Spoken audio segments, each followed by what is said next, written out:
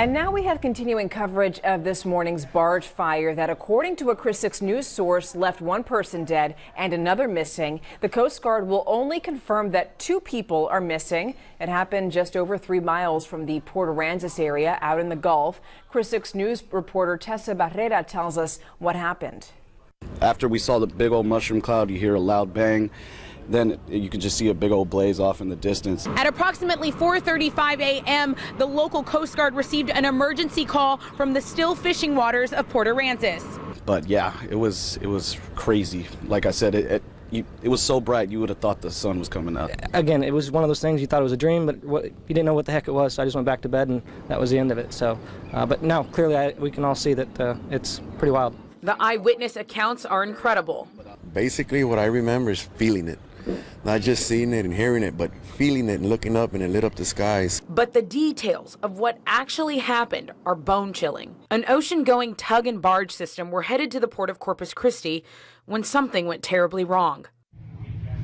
The crew began to pull in the anchor when an explosion rocked the front of the barge. I thought I was back in Afghanistan. I was like, damn.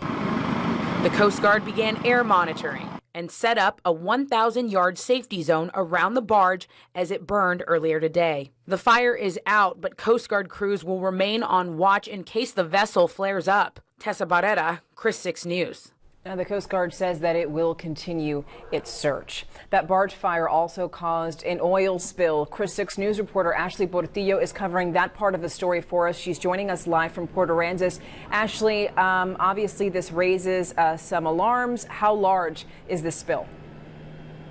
Well, Stephania, the Coast Guard tells me that the spill is 2 miles by a quarter mile wide, and that seems pretty big for an oil spill, but for the Coast Guard, that is considered containable. Right now, a boom is being taken to the scene to help contain the spill. Booms float on top of the water and are a great tool in reducing any environmental damage. As for the barge, it is owned by Bouchard Transportation Company based in New York. Of course, we'll keep you updated on any new information that does come out. Reporting live for Cr.TEXAS News, I'm Ashley Portillo. Back to you, Stephania. All right, thank you, Ashley. You know, it's too soon to tell what, if any, impact this spill and barge fire will have on the environment. It is, however, having an impact on operations at the Port of Corpus Christi. The port is under temporary closure because of that fire. The lifting of that closure depends on when the barge is stabilized.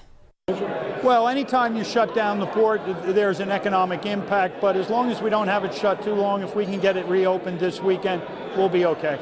That's right. Something like $100 million worth of products come in and out of our port every day.